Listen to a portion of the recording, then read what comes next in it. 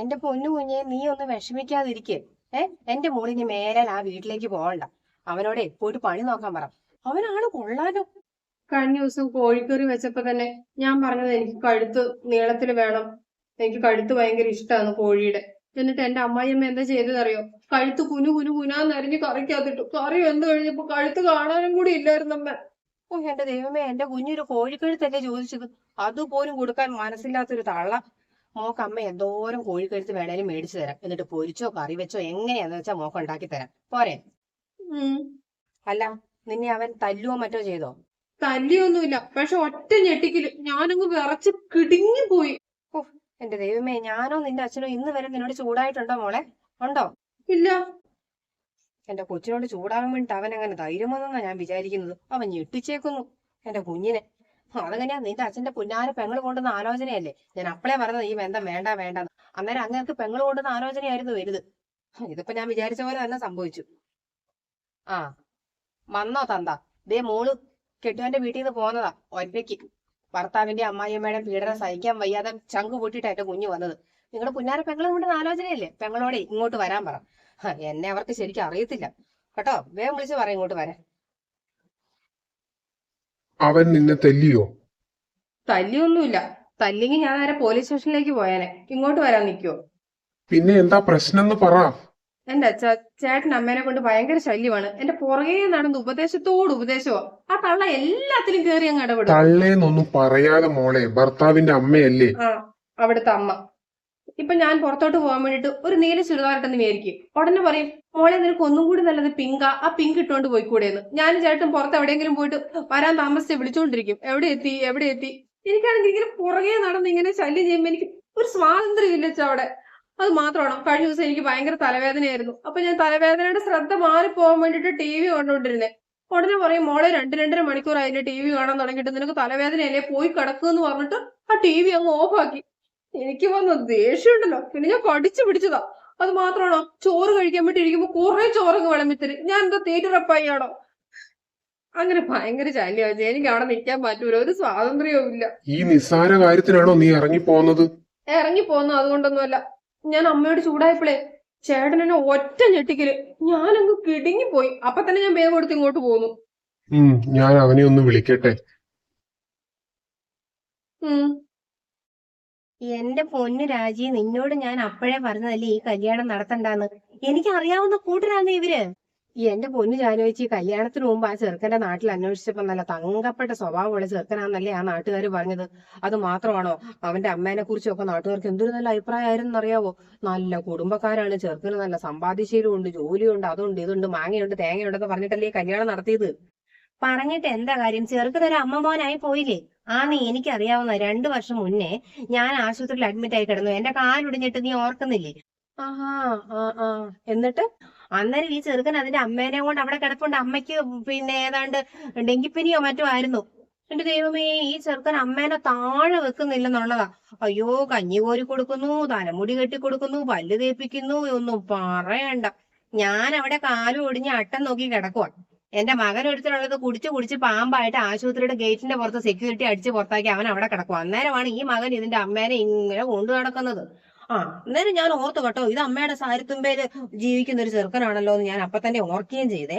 ആ, എന്ത് ചെയ്യാനാ, എന്റെ മോളുടെ യോഗം. അത് പറഞ്ഞാൽ മതിയല്ലോ. ഇനിയിപ്പോ ഏതായാലും ആ വീട്ടിലേക്ക് എന്റെ മോളെ ഞാൻ വിടുന്നില്ല. അങ്ങനെ വിടാൻ ഉദ്ദേശിച്ചിട്ടില്ല ഇനി. ഞാൻ അപ്പോഴേ നിന്നോട് പറഞ്ഞതല്ലേ നമ്മുടെ ആ സുഭാഷിന്റെ മോനെ കൊണ്ട് നിന്റെ മോളെ കെട്ടിക്കാന്ന്. അപ്പൊ നീ സമ്മതിച്ചോ? ഏത്?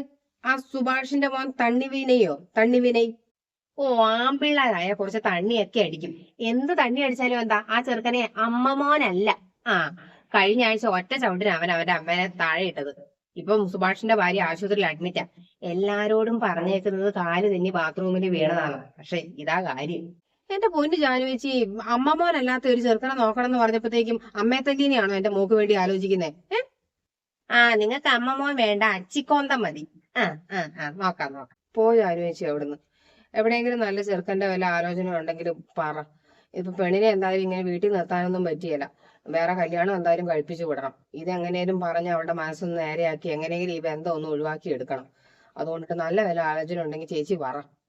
നീ വിഷമിക്കാതെ, നിന്റെ മോക്ക് പറ്റിയ ഒരുത്തനെ ഞാൻ തന്നെ കണ്ടുപിടിച്ച് തരും കേട്ടോ. ഇതെന്താടി മുറിക്കകത്ത് കയറി ഇരിക്കുന്ന കൊറേ നേരം ആയല്ലോ?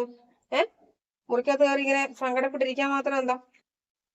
അല്ലമ്മേ, ഞാൻ അവിടുന്ന് പോന്നിട്ടെ 2 ദിവസമായില്ലേ. ഇതുവരെ ചേട്ടനൊന്നും വിളിച്ചു പോലുമില്ല. അവിടുത്തെ അമ്മ വിളിച്ചായിരുന്നു, ഞാൻ ഫോൺ എടുത്തില്ല. അവരെന്തിനാ വിളിക്കുന്നത്? അവര് വിളിച്ചായിരുന്നു ഫോണൊന്നും എടുക്കൊന്നും വേണ്ട. അവരെന്നെ വിളിച്ചിട്ടുണ്ടായിരുന്നു. എന്നിട്ട് പറയാ, എന്നാ പിന്നെ ഒരു കാര്യം ചെയ്യാം, പിള്ളേർക്ക് വേറൊരു വീടെടുത്ത് മാറി താമസിക്കാൻ വേണ്ടിട്ട് കൊടുക്കാം, പിള്ളേര് പോയിട്ട് പിള്ളേരുടെ ഇഷ്ടത്തിന് സ്വാതന്ത്ര്യത്തോടെ ജീവിച്ചോട്ടേന്ന്.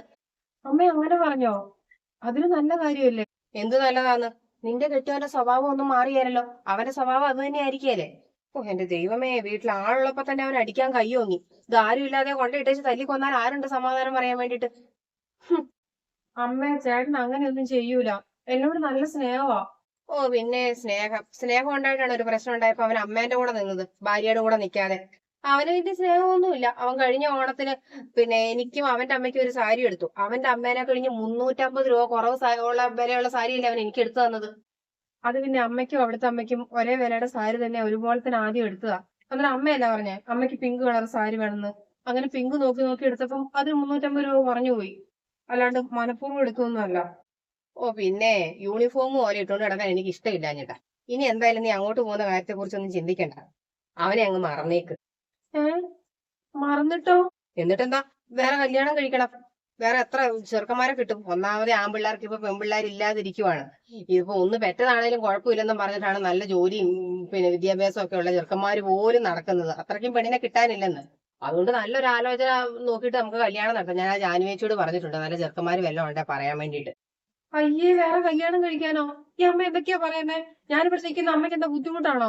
ഒരു ബുദ്ധിമുട്ടുമില്ല. എനിക്ക് നിന്റെ കല്യാണം നടത്തണം, നല്ല അന്തസ്സായിട്ട് നടത്തണം. അത് നിന്റെ കെട്ടിയോന്റെ വീട്ടുകാര് കാണണം. അതെന്റെ ഒരു വാശിയാണ്. ദൈവമേ, ഈ അമ്മ വേറെ എന്നെ കെട്ടിച്ചു വിടാനുള്ള പ്ലാനാണല്ലോ. ചേട്ടനെ ഒന്ന് വിളിച്ചാലോ? അമ്മ, ഞാൻ ചേട്ടനെ ഒന്ന് വിളിക്കട്ടെ? ഏത് ചേട്ടനെ വിളിക്കട്ടേന്ന്? നിന്റെ കെട്ടിയോനെയോ? എന്നെ ഒന്ന് കൂട്ടിക്കൊണ്ടു പോകാൻ വേണ്ടിട്ട് പറയാം. അവന്റെ കൈയും പിടിച്ചാലല്ലോ നീ ഇങ്ങോട്ട് വന്നത്. ഒറ്റയ്ക്കല്ലേ ഇങ്ങോട്ട് വന്നത്? എന്നാ പിന്നെ ഞാൻ ഒറ്റയ്ക്ക് പോക്കോളാം. ഇനി എന്തായാലും എന്റെ മോൾ അങ്ങോട്ട് പോകുന്ന കാര്യം ചിന്തിക്കണ്ടെന്ന് പറഞ്ഞാ ചിന്തിക്കണ്ട.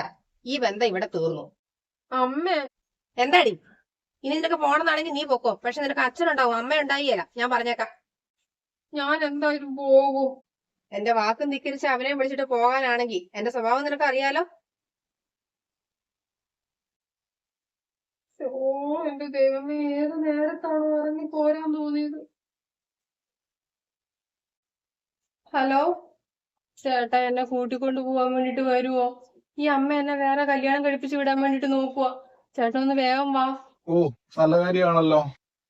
കല്യാണത്തിന് എന്നെ വിളിക്കണേ. ഞാൻ തമാശ പറയുവല്ല, സീരിയസ് ആയിട്ടാ പറയുന്നേ. പ്ലീസ് ചേട്ടാ, ഞാൻ ഇനി ഒരു പ്രശ്നം ഉണ്ടാക്കൂല. ഞാൻ അവിടെ അടങ്ങി ഒതുങ്ങി നിന്നോളാം. ഒന്ന് വായോ പ്ലീസ്. നീ എന്നോട് ചോദിച്ചിട്ടാണോ പോയത്? അല്ല. നിന്നെ കൊണ്ടുവിട്ടത് ഞാനാണോ? അല്ല. എന്നാ പിന്നെ ഞാൻ അങ്ങോട്ട് വരട്ടെ? ചേട്ടൻ ഇങ്ങോട്ട് വരണ്ട, ഞാൻ അങ്ങോട്ട് വരാം. ആ, അയ്യോ, പക്ഷെ അങ്ങോട്ട് വന്നിട്ടുണ്ടെങ്കിലും അമ്മ ചാവൂന്നാ പറഞ്ഞേ. പിന്നെ ഞാൻ അങ്ങനെ വരും. എന്നാ പിന്നെ നീ അവിടെ തന്നെ നിന്നോ. ഓക്കെ എന്നാ. Hello hello. അല്ലടി പെങ്കൊച്ചേ, നിനക്ക് തിന്നാനും കുടിക്കാനും ഒന്നും വേണ്ടേ? വിശപ്പും ദാഹവും ഒന്നും ഇല്ലേ? രാവിലെ ഒന്നും കഴിച്ചില്ല, ഉച്ചയ്ക്കും ഒന്നും കഴിച്ചില്ല. ഇങ്ങനെ ഭക്ഷണം കഴിക്കാതെ പട്ടിണി കിടന്ന് ഇവിടെ കിടന്ന് ചത്തുപോവല്ലോ.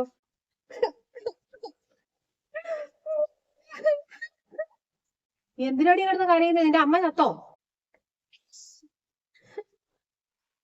എനിക്ക് ചേട്ടനെ കാണണം, എനിക്ക് ചേട്ടനെ കാണണം. അവനെന്നാ നിന്നെ ഇവിടെ അങ്കമാടി കൊണ്ട് ആക്കിയേക്കുവാണോ? അങ്ങോട്ട് പോണെന്ന് പറഞ്ഞ് ഇവിടെ കിടന്ന് മോങ്ങാൻ വേണ്ടിട്ട്. അമ്മേ, എനിക്ക് ചേട്ടനെ കാണണം, ഞാൻ അങ്ങോട്ട് പോവുക. വേണ്ട പോണം, ഞാൻ പോകൂ. നിർബന്ധാണോ? അപ്പടി നിർബന്ധം, ഞാൻ പോവും. ഇനി എന്തെങ്കിലും പ്രശ്നം ഉണ്ടാകുമ്പം പിന്നെ ഇതുപോലെ ഇറങ്ങി പോരുവോ? ഇനി എന്നെ കൊന്നാലും ഞാൻ ഇങ്ങോട്ട് വരൂല. അമ്മയ്ക്ക് എന്നെ വേറെ കല്യാണം കഴിപ്പിച്ച് വിടാനല്ലേ? അമ്മ എന്തൊരു സാധന. പിന്നെ നിന്നെ കെട്ടിക്കാതെ ജീവിതകാലം മൊത്തം ഇവിടെ നിർത്താൻ പറ്റുമോ? ഞങ്ങളുടെ കാലം കഴിഞ്ഞപ്പോ നിനക്ക് ആരാ ഉള്ളത്? ഇപ്പം ബന്ധങ്ങളുടെ ഒന്നും വില അറിയൊന്നുമില്ല. എന്തെങ്കിലും ഒരു കാലത്ത് ഒരു വയ്യാഴികയോ എന്തെങ്കിലുമൊക്കെ വരും. എല്ലാ കാലത്തും മനുഷ്യന്മാർക്ക് ഒരുപോലെ ഇരിക്കാനൊന്നും പറ്റിയല്ല. അപ്പോഴാണ് സഹായത്തിനോ കൂട്ടിനോ ആരെങ്കിലും ഒക്കെ വേണമെന്ന് തോന്നുന്നത്. ഈ ബന്ധങ്ങൾക്കൊക്കെ നല്ല വിലയുണ്ട് മോനെ. അവിടുത്തെ അമ്മ ഒരു പാവാന്ന് തോന്നുന്നത്. എനിക്ക് എന്തെങ്കിലും അസുഖമൊക്കെ വരുമ്പോ എത്ര നന്നായിട്ട് എന്നെ നോക്കുന്നു അറിയാമോ? പിന്നെ എന്റെ ഫ്രണ്ട്സാ പറഞ്ഞ് എന്തൊക്കെ ചെയ്താലും അമ്മായിയമ്മ തന്നെയാണ്. അതുകൊണ്ട് എനിക്കൊരു ശല്യമായിട്ടൊക്കെ തോന്നിയത്. അവിടുത്തെ അമ്മ ശരിക്കും പാവമാ. ഉറപ്പാണോ? ഉറപ്പാ. എങ്കി പിന്നെ അവനെ ഇങ്ങോട്ട് വിളിക്കണ്ട. ഞാനിപ്പോ ഏതായാലും അങ്ങോട്ട് കൊണ്ടുവിടാം. റെഡി ആയിക്കോ. ഉം. ഉം.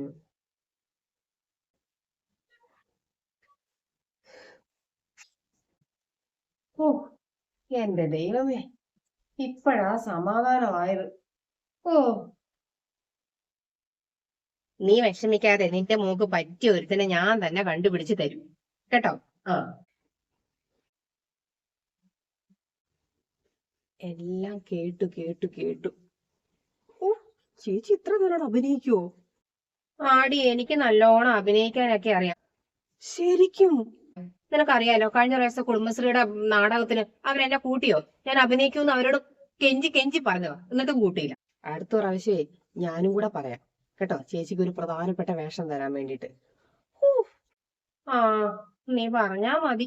നല്ല ഒന്നാന്തര തങ്കം പോലത്തെ ചെറുക്കന എന്റെ പൊന്നു ചേച്ചി. എന്റെ മോടെ സ്വഭാവം അറിയാലോ, എന്ത് ചെയ്യാൻ വേണ്ടിട്ടാ. അവൻ അവന്റെ അമ്മേനെ അത്രയും നല്ലോണം നോക്കിയെങ്കിൽ എന്റെ മകളെ അവൻ എങ്ങനെ നോക്കും? എങ്ങനെ നോക്കും? അതെ, അവക്ക് ചെറിയൊരു ഡോസ് കൊടുത്തേ ശരിയാവുള്ളൂ. ഡോസ് കൊടുക്കണമെങ്കിൽ നീ എന്നെ വിളിച്ചാൽ മതി. എന്തോരം ഡോസ് വേണേലും കൊടുക്കാം. എന്റെ കയ്യിലില്ലാത്ത ഐഡിയ വല്ലതും ഉണ്ടോ? അടിങ്ങനെ പെൺപിള്ളേർ ഇങ്ങനെ ഇറങ്ങി പോരുമ്പോ കാര്യം അറിയേണ്ട സപ്പോർട്ട് ചെയ്യുന്ന ചില കാരണവന്മാരുണ്ട്. നീ അതുപോലെ ആകരുത്. അമ്പടി മോളെ പുളിസു, എന്നോടാ അവളുടെ കളി. പൊന്നു പോലത്തെ വീട്ടുകാരും കുടുംബക്കാരും വന്ന് അറിഞ്ഞുകൊണ്ട് തന്നെയാടി നിന്നെ അങ്ങോട്ട് കെട്ടിച്ചു വിട്ടത്. അല്ലാണ്ട് ചുമ്മാതൊന്നും അല്ല. ഇനി ഏതായാലും തൊട്ടതിനും പിടിച്ചതിനും ഒന്നും ഇറങ്ങിപ്പോരാൻ നിൽക്കുകയല്ല. എന്നോടാ അവളുടെ കളി. ആ, എടാ വരുമോനെ, എപ്പോഴാ നീ വരുന്നേ? ഓ ഓ ഓ, ആ, ശരി ശരി. പാവൻ ചെറുക്കൻ. എന്റെ മോക്കെ നല്ലൊരു ഡോസ് ആവശ്യമാണ്, എന്നാലേ നന്നാകത്തുള്ളൂ. ഓ, ദൈവമേ, കൊഞ്ചിച്ച് വളർത്തിയതിന്റെ ഒരു ഭവിഷ്യത്തെ